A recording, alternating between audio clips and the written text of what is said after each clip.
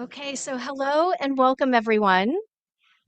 I think we'll go ahead and get started. Welcome today to today's seminar on bridging audiology, public health, and policy toward accessible, sustainable hearing care. My name is Jennifer Deal, and I'm the interim director of the Cochlear Center for Hearing and Public Health here at Johns Hopkins. I want to start by reviewing just a couple of quick logistics. So welcome to everyone who is in the room as well as online. We will have questions and answers following the presentation today. If you are online, we ask you to please use the Q&A feature, and then we will ask those questions for you on your behalf. Just to let everyone know, that the seminar is being recorded. We do have CART services available, and so closed captioning is provided via Zoom, and there's also a link here on the slide if you'd like to access the transcript. If you do have any technical difficulties during the seminar and need some support, please reach out to us at jhcochlearcenter@jhu.edu. So this is one talk in, I think, a really great seminar series that we've had this year. And so here we're focusing, it's our final official seminar as part of this smaller series today with Dr. Amyn Amlani. And we do ask you to save the date for our very final kind of event of the year, which is our Cochlear Center Research Day. That will happen on Friday, April 17th. That will be here at the Bloomberg School of Public Health. We're very happy to be welcoming Dr. Malaz Bustani, who is a professor at Indiana University. He will be talking on the Agile Change Conductor. And in addition to having our talk, we will also have student presentations, posters in the afternoon. So please do make sure that you register and join us for this really exciting event. Okay. And so now it is really my pleasure to welcome our guest speaker today, Dr. Amyn Amlani. So Dr. Amlani is an audiologist, researcher, and national thought leader whose work spans clinical practice, hearing care economics, and health policy modernization. In 2025, he served as president of the Academy of Doctors of Audiology, where he advanced major federal initiatives, including Medicare Audiology Access Improvement Act, and led national efforts in state scope of practice modernization, workforce development, and reimbursement reform. Dr. Amlani is a clinical audiologist with ENT and Allergy Centers of Texas, providing diagnostic and rehabilitative care with a focus on tinnitus and adult hearing rehabilitation. With more than 2 decades of experience across academic, clinical, industry, and policy settings, he's authored work on hearing aid delivery models, cost utility analysis, and the structural challenges shaping U.S. hearing care. We are so delighted to welcome you today. Thank you so much for being with us. Wonderful. Thank you for having me.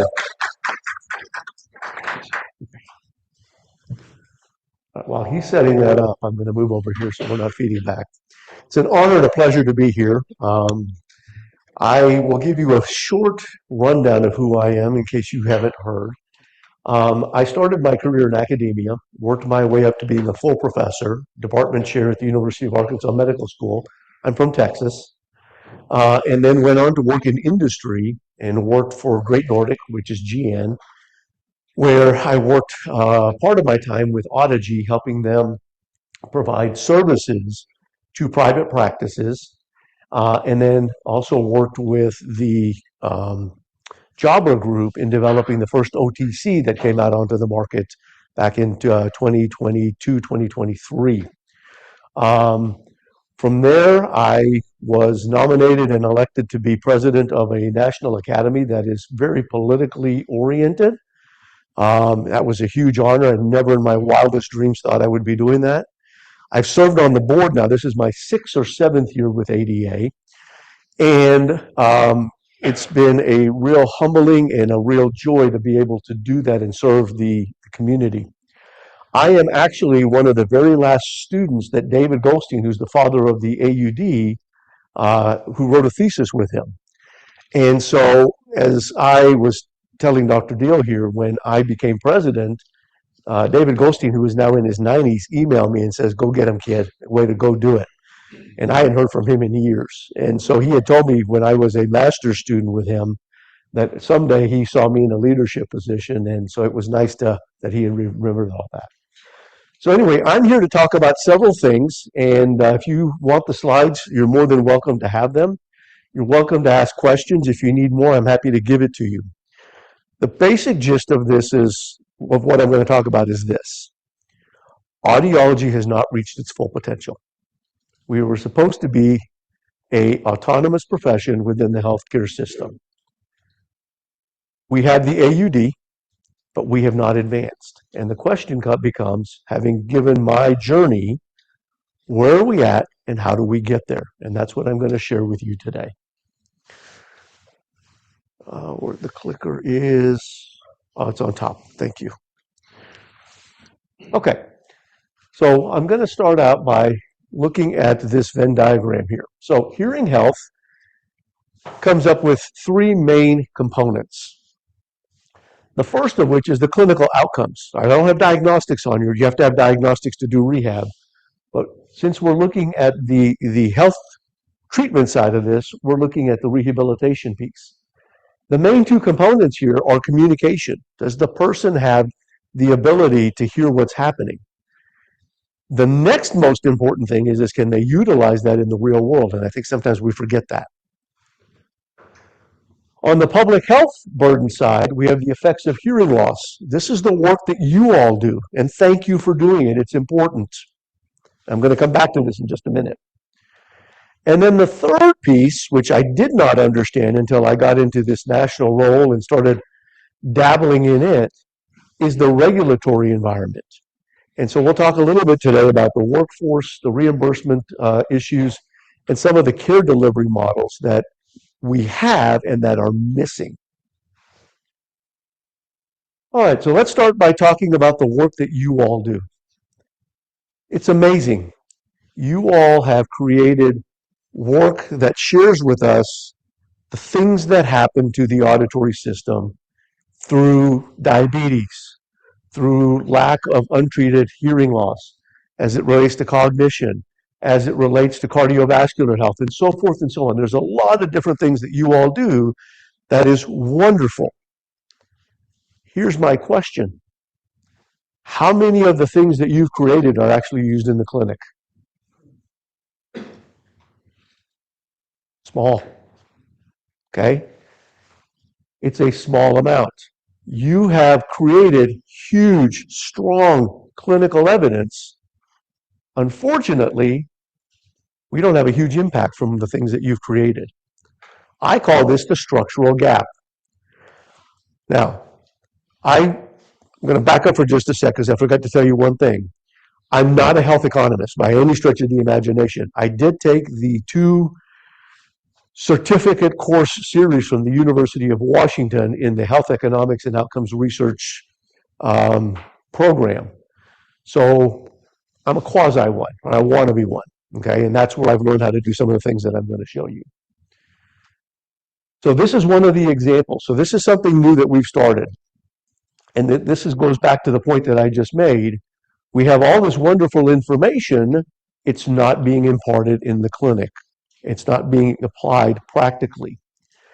If you will remember, this has happened to us twice, I believe in 2017 and then again back in 2022, the United States Preventative Task Force was given documentation for the recommendation that hearing loss should be screened in physicians' offices for individuals over the age of 50.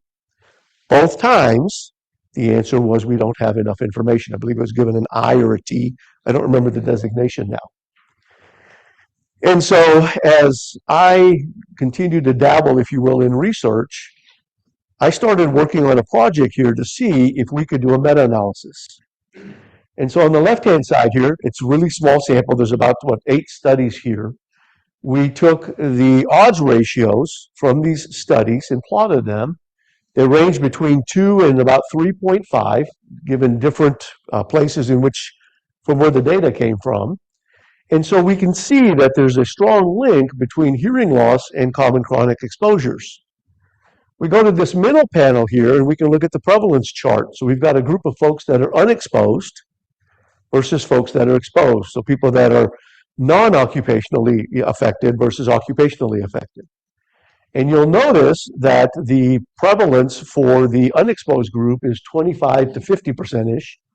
And for the exposed group, it's about 50 to 75. There's something happening here, right? And then if we go in and plot it, we actually see that as age increases, hearing loss goes up. That little dip in the middle there is I just don't have enough sample. Okay. So this is an example of we've got information, it's just not being applied appropriately. So one of the things that I've really been interested in, and one of the things that I'm going to continue to work on, is this evidence to system disconnect. I call this the structural gap. So on the left-hand side, we have all this wonderful scientific and epidemiological evidence where we show early detection is great. We show, for example, that primary care engagement increases detection. We have all these fantastic responses that tell us we can do these wonderful things to help individuals with hearing loss. There's 40 million Americans. On the right-hand side is what's happening in clinic. And you will notice that there's a disconnect. And so the idea is how do we build this bridge? What levers do we have to pull? And so for me, this is the roadmap. And the reason I'm telling you it's a roadmap is my very last slide is a roadmap that the Academy of Doctors of Audiology spent 4 years creating that we think will build this bridge. So I'm going to give that to you at the end. And so the question becomes this: how do we get from being device-centric, which we are now, everything is based on the hearing aid, everything, to moving towards services that will then allow for systems to be in place? How do we get there? So why do systems and structure matter? So this is the model that I've been working off of. And basically, we know that outcomes are driven more by systems than individual choices. Right now, we're operating with individual choices. The second piece of this is we know that strong clinical evidence fails, right, when the system, and we're talking about reimbursement, workforce, etc., cannot support implementation at scale. The third point is structural design determines whether hearing care functions as a population level health service or is underutilized. And the fourth point that we're making here is that systems analysis reveals how these structural elements determine population impact. So that's the theories that I'm working off of when we build out these different models here. So today I'm going to talk to you about three things in the short time that I have. And that is why hearing care has not achieved its expected population impact, the structural determinants that shape hearing care access and outcomes, and then I'm going to share with you this thing that we've created called Audiology 2050. All right, so the systems alignment is the services, not the technology. Hearing aid technology has gotten wonderful. You can stream to your phone, you can do all kinds of things. You can have captioning now embedded and sent directly to your phone as well. But why aren't more people uptaking devices? And when they do wear them, how come they end up in the drawer? So what are the things that are happening? So let's start with the ground floor. And I know some of this is rudimentary, but it helps me build the story. First, hearing aids are necessary, but they're insufficient to close the communication gap. Hearing aids do one thing. They provide audibility. Just because I made something loud doesn't mean you heard it, doesn't mean you can use it. Okay? My dissertation was on the articulation index and microphones in different room settings. You could get an AI of 80%, but the patient on the other side was actually functioning at 30% speech intelligibility and noise performance. Why is that? Because the process of the hearing aids was over-compressing, that's how commercial hearing aids are made, and causing the individual not to be able to hear in a noisy environment. Okay? So We need to be able to take devices, provide communication ability, which will then reduce these barriers that patients face. Right? We can reduce fatigue. We can improve. We can reduce cognitive load. Does any of this happen in the clinic? Are any of these conversations taking place? The answer is no. Okay, I'm in the clinic now. Right? So technology is a starting point, but our goal is communication, and I think we've lost sight of that as a profession. So services convert the devices into an intervention.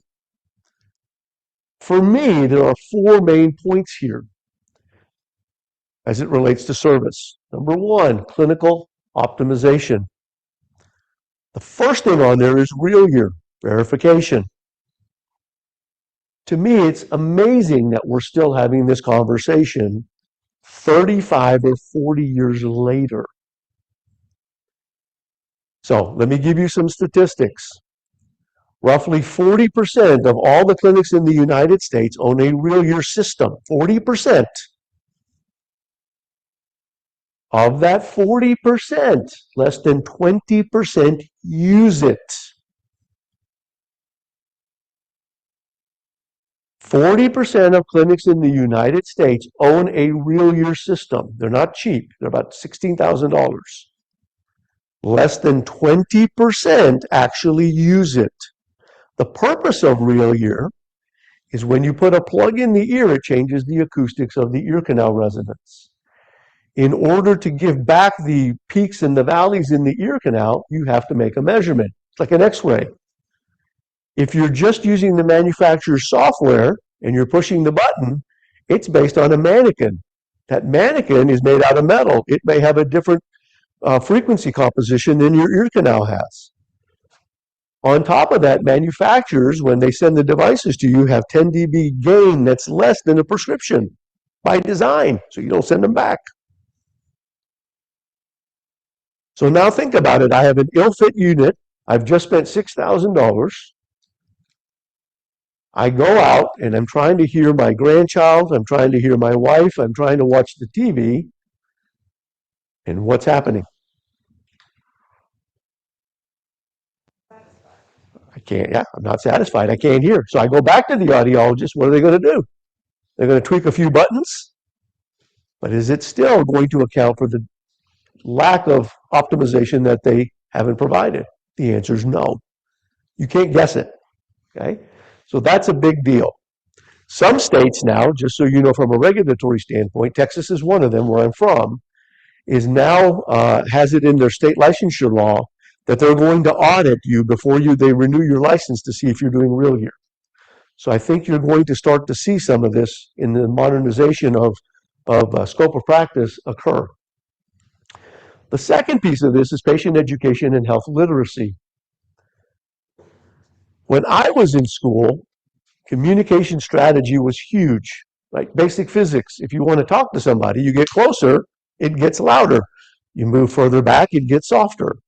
If you're in a room with a lot of noise, you don't want to sit in the middle because that's where all the sound dumps. Do you think those conversations are taking place? The answer is no.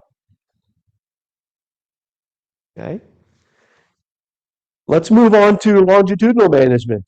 How often do you think patients are being seen to get their hearing checked and their hearing devices updated and get the wax and all that out of their systems? Once a year, if that. There's a reason behind this. I'm getting there, I promise. Okay. And then what about social support? How many patients, we know that the literature is huge, bring your family member in, the likelihood of them understanding what you're doing and how to use it and where to stand, as it goes up, your performance goes up. How many of them actually bring a partner with them or still a parent with them or a family member with them? It's less than 50%. It's actually pretty small. Okay. So the services are what operationalize the rehabilitation. It's not the units. So this is a study that I just published recently. This took me 5 years to do. It's 600 and some odd files from 7 different independent practices throughout the United States. And what we looked at were 2 basic things. We looked at the AFAB, and we looked at the cost of the unit, and there's something else. We looked at I'm missing one other thing here, the AFAB, the cost of the unit. Anyway, whatever it is, we looked at one other thing, and we put these into a model here. What was interesting was we found that people who do not do real year, we call them non-best practices, versus folks that did real year. And then we were fortunate enough that 2 of the practices actually had OTC devices, and they were able to give us real year data. The other thing is real year. Okay? So here's the interesting thing. If we look down here at QALYs, the folks that are the non-best practices, which is the reference point, which is what everybody's doing, had the lowest QALYs, but the highest price. Your self-fitting of your OTCs is next with the lowest price, followed by devices that are fit appropriately. Service makes a huge difference, even if you're doing it yourself. Okay. All right, so enough about that. Let's talk about some structural issues. So this is something that I'm working on now. This is that structural gap model that I've kind of created and am working through. So at the top there, we have 4 bins. We have policy structures, service capacity, health economic value, and the demand formation. Within the policy structures, we're looking at all of the taxonomy as it relates to reimbursement, scope of practice. Those are the 2 main pieces. If we look at service capacity, we're looking at workforce, the educational training, the different care models, clinical competency, etc. On the economic side, the cost effectiveness, cost utility, qualities, and economic burden. And then on the demand side, we're looking at awareness, affordability, behavioral factors, referral pathways, etc. So we know when the majority of these align, let's call it the 80-20 rule, we have care. Care takes place. Okay? Now, as care takes place and they come in, the question is do they move forward? And so we call that the adoption equilibrium. At this point, if the factors on any one of these tilts the scale in the wrong direction, they get out of the system and they go back to the top. If it is positive, then they move forward. And when they move forward, the assumption is that we're having population hearing health outcomes that are positive. Here's the sad part of all this. This is 30%. This is 70%. How do we change that narrative? How do we change that narrative? And it's an application issue as far as I'm concerned. Okay, so let's look at some of these, and I'm going to just go through pieces of this. Let's look at some of these structural issues. So let's look at workforce. So for the last 7 years, a colleague and I have been charged with looking at the workforce in audiology in the United States. I started Dr. Deal in, I believe it's the 3rd issue, so it'll be June or July. There's an 8-article issue coming out in Seminars in Hearing that will have all of the workforce that we know from 1999 to 2024. Okay, and it will show you wages, student debt, a new educational model, all these different things. Right now, our workforce is too small.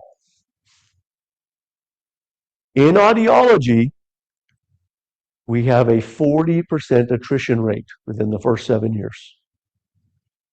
40%.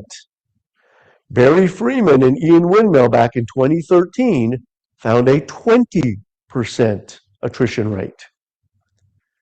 Typical healthcare has a 10% attrition rate. Clearly, we're doing something wrong. Okay? The thing that we're doing wrong is that we are upside down. We're lopsided on wages versus student debt. $80,000 salary, $200,000 in debt. When you talk to faculty members, and Diana Emanuel here at Towson has this data, the average student has a payment in student loans upwards of $2,000 a month for 30 years. The house payment. What do they get out of it? And that's why we're seeing this attrition that we're seeing. Okay? So we have an insufficient supply. The supply that we have is all condensed into the urban areas. The majority of people who need help are where? Rural. This is a big one for me. We have huge training variability. We have 82 programs across in audiology. We have 82 programs across the country. I think I was telling the young group this morning, only 7 of those programs are not in a liberal arts school. My master's was in a liberal arts school. I was at Purdue. I never once saw a balance patient, not once. I graduated with a degree. I never once saw a balance patient until I got out into the real world. Okay? How can we claim to have a doctor of audiology degree in all these areas when we're not doing the things that we need to do? Tinnitus is not heard of. 90% of the programs talk about tinnitus, but they don't have a tinnitus program. How are you going to provide services if you've never done it? We have economic pressures. I just talked about that. And then we have a huge reimbursement misalignment. That's a taxonomy issue that I'll get to in just a minute. So the problem is we have a limited workforce, which then impacts our public health opportunities. So let me show you this workforce. This workforce the database that we're using comes from the Bureau of Labor Statistics. It's the OEWS database. There's 2 of them. I can't remember what it means. Occupational Employment Wages, I think, survey. So this is going to underestimate the number of providers in the space. And we're not looking for how many there are, we're looking for trends. Okay? And the way that it operates is that up until 1998, audiology and speech were combined. In 99, we got our own classification listing.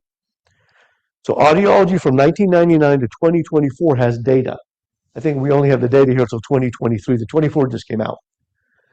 So look at this. In 1999, when we had a master's degree, BLS says we have about 13,000 audiologists operating in the United States.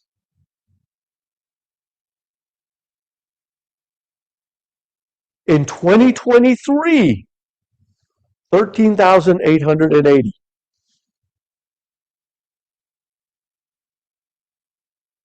We've grown by less than 1,000 in 24 years. We should have 27,855 if you count that we're graduating about 740-ish students per year. That's master's and AUD, and 10% attrition. Okay? So we have a huge shortage in the audiology workforce. Now, guess who's filling that gap? In 2012, the federal government gave the hearing aid specialist their occupational number, which is these orange bars here. And if you'll notice, they're going considerably. I will also share this with you. They are doing things that audiologists aren't. We were talking about that this morning. They do tinnitus. Audiologists don't do tinnitus. They actually have a bill in, I believe it's in Indiana or Wisconsin, I can't remember now, to do pediatric testing to the age of 12 and up. And eventually they'll bring it down. I know in Oregon, or is it Washington rather, where Costco is. Costco had a bill in and it failed. And another one that they're going to put in. They're going to try to go down to the age of 5 to do testing because audiologists don't see peds for whatever reason. Okay? So this gap is getting bigger and bigger.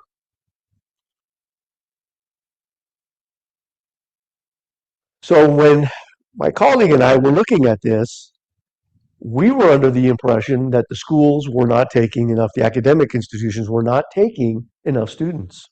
So we did an input-output curve. So we've got 9 different healthcare professions here. We're going to look at this orange box first.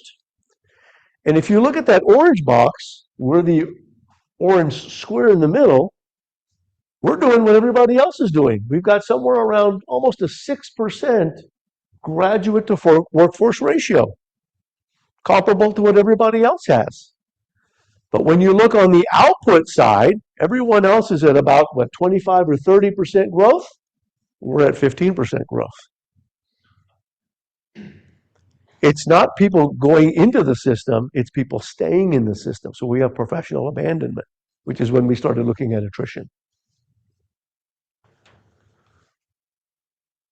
Okay. The other thing that I want to talk to you all about is different service delivery models. In audiology, we hang our hat on one model. Healthcare requires that we look at individuals with different types of service delivery models given their healthcare needs. So here's an example. This is considered the gold standard. This is what we do with everybody. We get them in, we do the diagnostic testing, we ensure that they have a hearing loss, they don't have any medical conditions. If they do, we refer them. And then we move them through, get them the services that they need, and we get them tested and into hearing aids if they so choose. Again, 30% or so. What happens if you have an individual that is homebound or rural? Now, telehealth services for audiology are dependent on the government. That is a CMMS, Centers for Medicare and Medicaid Services issue, which I'll get to in just a minute. So as long as the telehealth bill keeps coming through, they keep kicking it down the road, we're able to use this. During COVID, telehealth was up to about 40%. Anybody want to guess what it is today? And manufacturers have it built into their hearing aids. We have all kinds of tools that are available to you to use this. Widex owns shoebox audiometry. They are actually in the process of taking shoebox and converting it into your abilities to do self-testing remotely with an audiologist, so you don't have to have another partner on the other side. So you can look that up as well. Okay. Does anybody want to guess what the use of teleaudiology is that's available to you? And you can vote for this. 10%. Go down. You're close. 7%. 7% of audiologists do telehealth. Let's go to the VA, because to me the VA is the gold standard. In the VA, 80% of their patients are seen through telehealth. What are we doing wrong? And these are opportunities. I'm using the word wrong in a negative way, but these are opportunities. Okay? So we have opportunities here in order to do telehealth, and I'll get to the taxonomy piece here in just a second. Here's another opportunity. We talked about this a little bit this morning. This is similar to your HEARS program. Community integrated hearing care. Can we train it? I'll use the word extenders to go out and do services or provide services to these individuals? The answer is yes. Phonak, one of the largest hearing aid companies, they actually have a program that they've pilot tested with private practitioners that's available for you to send your staff to.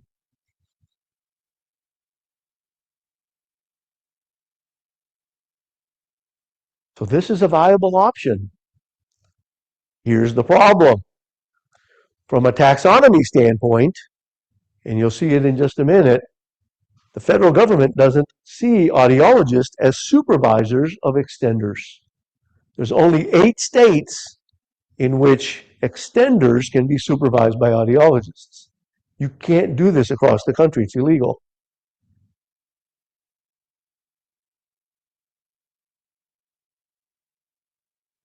What about group audiological rehabilitation? To me, this is the physical therapy part. So think about it. You have a system, and I'll use the word atrophy loosely here, right? That's been atrophied. You now have a solution to reduce that so you can get back some functionality. But just like anything else, you're not going to be 100%. So you need some ways to train your brain and your system to become functional. There are things like lace and other products that are available that you can purchase as part of your hearing aid package or whatever that will allow you to do this. You could do this one-on-one, you could do this group. It's not done. It's not billable because of the way that we're classified in a taxonomy, but you can charge for this.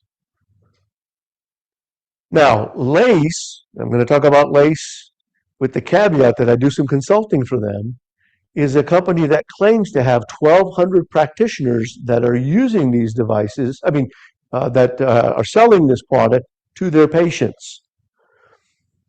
Now, what percentage is using it, I don't know, but if 1,200 clinics have signed up for this, the hope is that people are using this at home. I do know a few folks that use this at home, and they swear by it because it allows for them to hear better in speech and noise. And then here's another one, which will play into your hearts here, especially as you're working on public health issues such as diabetes and cardiovascular issues. What about these risk stratified and preventative care models? Audiology does not do anything preventative, period. We don't even do noise exposure preventatively.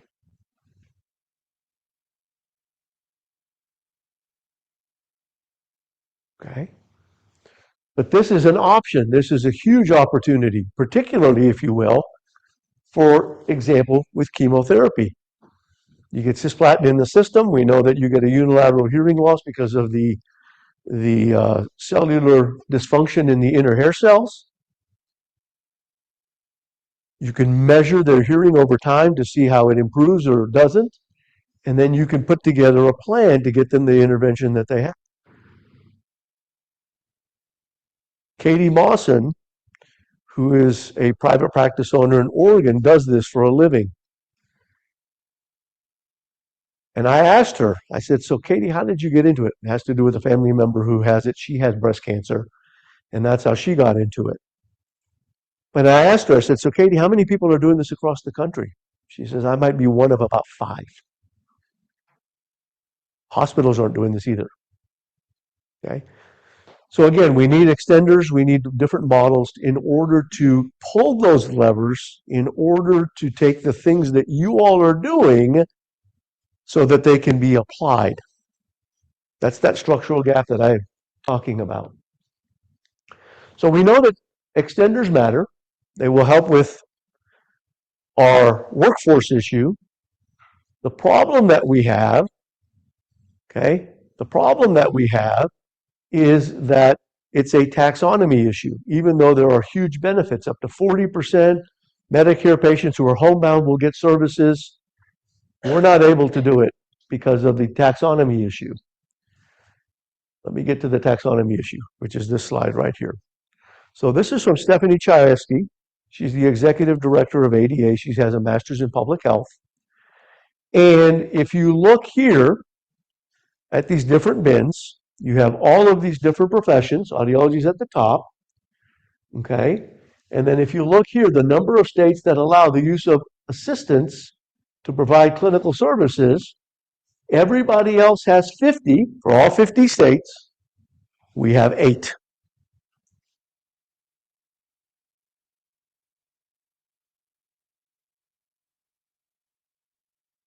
Imaging, there's variability here. We only have 2, Maryland and Arkansas. Okay.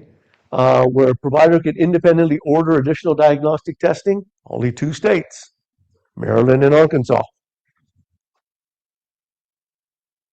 Let me go back to this. Why is there a taxonomy issue? In the 1960s, when audiology was being classified by CMMS, we were primarily a diagnostic profession at the time. They classified us as suppliers only. There's 4 tiers. There's therapist, supplier, practitioner, and physician. Okay? So a therapist is someone like a speech language pathologist. They have to have an order, then they provide something. Physical therapy falls in this bit. Well, they did. Now they're practitioners, but back in the day, they were there.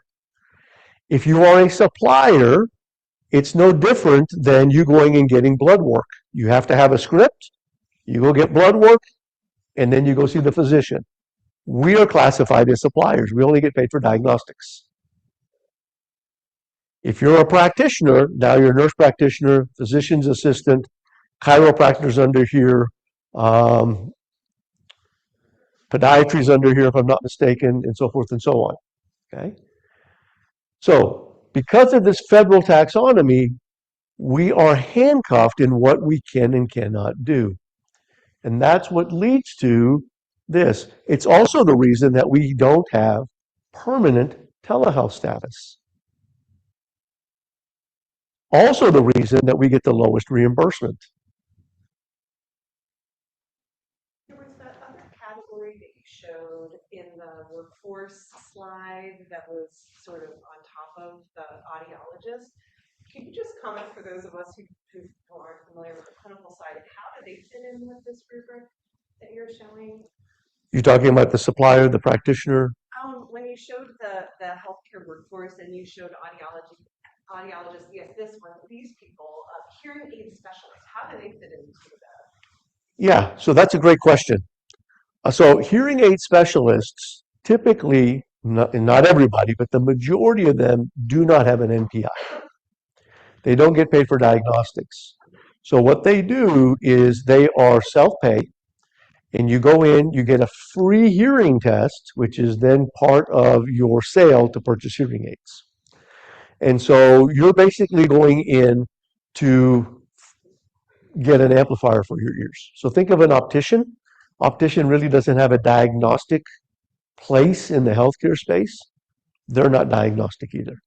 Now, they do have to make referrals and do some other things if they can see, for example, that there's some sort of a growth in the ear, you have fluid in the ears, those kinds of things, then they'll make a referral. But they really are not doing any kind of diagnostic testing, if that makes sense. Yeah, sorry about that. Back to the slide about the states, the 8 states. Let me go back to it. This one? Maybe you'll be getting to this, but how did those 8 states get around the federal classification and taxonomy support? That is a great question. So the way that the 8 states have done it, if I'm not mistaken, one of them is Maryland. What Maryland did was they put themselves under the guise of there's a category, and they use that category in order to do this. So as you're going through state modernization, you go in and you change not only what you practice, but what you deliver. And they were able to put in the language that allowed for this to happen. So they can have extenders. They can't bill for the extender because the government is the taxonomy for the federal side is on the payment side. So then they have to work out how they get paid, which is a whole other conversation. Okay, but the fact that they're able to do it is huge. I think Indiana is another state that can do it because I know that there are assistants in Indiana that are in nursing homes that are doing rehabilitation with hearing aids.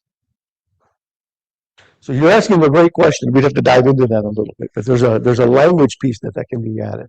What that exactly is, I don't know. That's a great question. Okay, so how do we get around this reimbursement issue of just taking cash for devices? How do we improve our taxonomy? There's 2 ways. One's at the federal level, the other one is at the state level. Okay? So if we look at the federal level, there's a legislative bill called Maya. It's at different iterations. But the newest one is Maya, the Medicare Audiology Access Improvement Act. We are in our, I believe, 14th year of this. Now, what this bill does is it allows us to move from supplier to practitioner level. When that happens, we get direct access to patients. So right now, if you come in, let's say John decides, I'm going to pick on you, John. If John comes in, okay, and he's on Medicare, he's too young for it, but he's on Medicare, and he comes to me and he's got wax in his ear, I can't take the wax out, even though I'm qualified to do it. So I send John back to his primary care. That primary care has to write a script to send him back to his ENT. The ENT then removes the wax, and then if I'm lucky, John will show up, and then I can test his hearing. So this eliminates all of that and allows us to remove that because earwax removal is part of the treatment process. So now we have direct access to these services that are under our state licensure. We're reclassified as practitioners. We get telehealth that's covered for our services. Okay? We get reimbursement for our services under our state scope, but they can't be tied to the hearing aid. That is by design. Okay? Once the hearing aid bill goes through, which would be the next iteration of this, then those services would be covered. And then what this allows for is for us to be part of the overall healthcare system more so than we are today. What this bill does not do, just so we're clear, it does not expand scope, because scope is a state issue, not a federal issue. It does not alter the diagnostic codes in which we are billing. There's no hearing aids under this bill. And it does not create an independent practice pathway outside of our existing licensure. So in other words, we're not adding anything to the licensure bill. Okay. The other thing that I want to talk about is this thing called Medicare Advantage. Medicare Advantage right now is really not a healthcare plan. It's a discount plan. I'll give you an example. If you have hearing aids and you don't have insurance, no insurance covers hearing aids for the most part. The majority do not, let me say it that way. And you're paying $5,000 out of pocket for devices. Great. What happens is when people turn 65 and they get Medicare Advantage, they have a hearing aid benefit. The hearing aid benefit is this. You can get a hearing aid, but now the hearing aid is not $5,000, it's $3,500. Okay?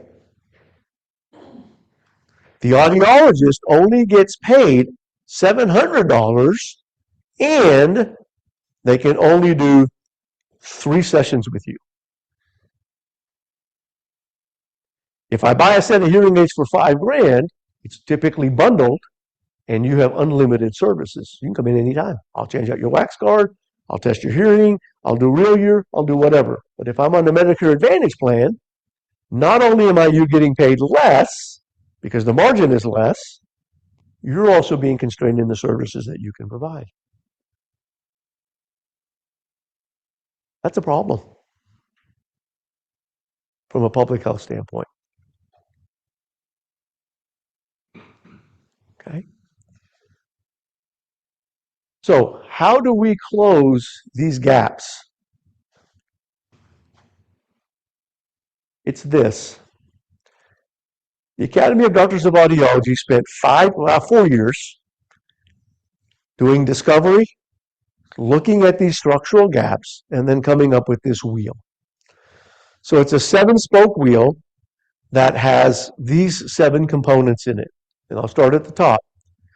The first is to have a scope of practice that's consistent with other clinical doctors. We don't have that at this point in time. We're actually glorified technicians, being honest. The second piece is to have standardized evidence-based clinical practice. Everybody needs to have a gold standard of how they do things. You walk into a physician's office, you get the same thing no matter where you go. You walk into an audiologist office, it depends on the audiologist. Okay. Professional workforce, including extenders. Okay. We need to have extenders given the shortage that we have with the workforce itself. Audiologists advance professional socialization initiatives. An audiologist is an audiology's worst nightmare. We are our worst critic. And I was telling Dr. Deal, and I think I was telling John earlier, we take one step forward in order to advance something, and it's our own people that push us back. We have 3 different organizations that want the profession to go in 3 different directions. Okay? So, again, just laying cards on the table without being overly critical. We have the American Speech Language Hearing Association, which is the oldest. They also manage all of our institutions and the curriculum that goes with it. It's called the Council of Accredited Programs. They have 220,000 speech language pathologists as members and about 12,000 audiologists. They are neutral on everything we do because they don't want to make the majority mad. When we were looking at doing the AUD, they stayed neutral because they didn't want to make the speech pathologists mad. If they had taken the side of the AUD, speech pathologists would have been angry. Why are you supporting them? How about supporting us on these matters? So they stay neutral when it comes to us. You have the American Academy of Audiology, which was born in about 1990. It was actually born to replace ASHA, the American Speech Language Hearing Association. That group is averse to change.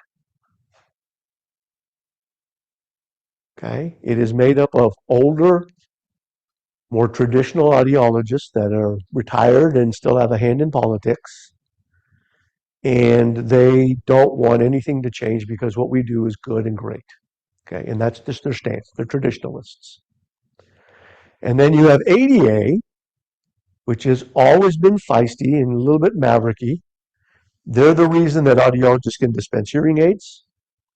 Okay? They took ASHA to the Supreme Court back in 1977 and won, which is why we can dispense devices. They're the reason that we have the AUD. They supported the OTC bill when the other 2 groups did not. Okay? And now we're trying to push for state modernization, which would allow for changes in scope of practice, and then as well as this Maya bill. Although all 3 organizations say that they support the bill, and they do. We've gone to Capitol Hill and seen legislators. When it comes to behind the scenes, they really don't have a push in how the material gets moved forward. But when we get to this thing here about socialization, we're talking about students. Many students who are in liberal arts schools leave with the impression that we're technicians, even though they have a doctoral degree. So the hope is that we can get a group of students who are going to help other students understand the value of the degree that they have, despite the fact of where we practice. Because we have to have the mindset to be more than we are in order to move forward, if you will. Audiologists are advocates and activists for the profession. In medicine and in dentistry, you will find that the overwhelming majority of practitioners give to their PAC, Political Action Group. Less than 12% of audiologists give to their PAC. The Maya bill, which is about $200,000 a year, is funded by about 500 to 700 audiologists at ADA. The bill is about $17,000 a month. It's just us. We're the only ones that have an outside lobbying group called WSW, Winning Strategies Washington. Achieve Medicare LLP status. To me, this is the most important thing, but it's also the one thing that has been the hardest to obtain. If we get this, it changes everything. Because now we have direct access, we're practitioner level, It changes the entire face of what audiology is, and it opens doors for other things. That's the biggest lever. Once we get Medicare LLP status, it allows us to become the primary entry point for auditory and vestibular healthcare. In the middle is the patient, and outside of that ring is the provider. We think that if these levers are pulled, we'll have more people staying in the profession, less people leaving. And at the end of the day, the patient is the winner because he or she is getting the best care possible for their health care. Okay. So that is the world that I live in. These are the levers that I think are the most important, and I'll say this on behalf of ADA. ADA is, for the most part, on board with this. And I think by just having the opportunity to pull those levers and move this thing forward, we can not only advance hearing healthcare, we can advance how patients hear. And that's the thing that's missing. So I'll leave it with that. Thank you for your attention.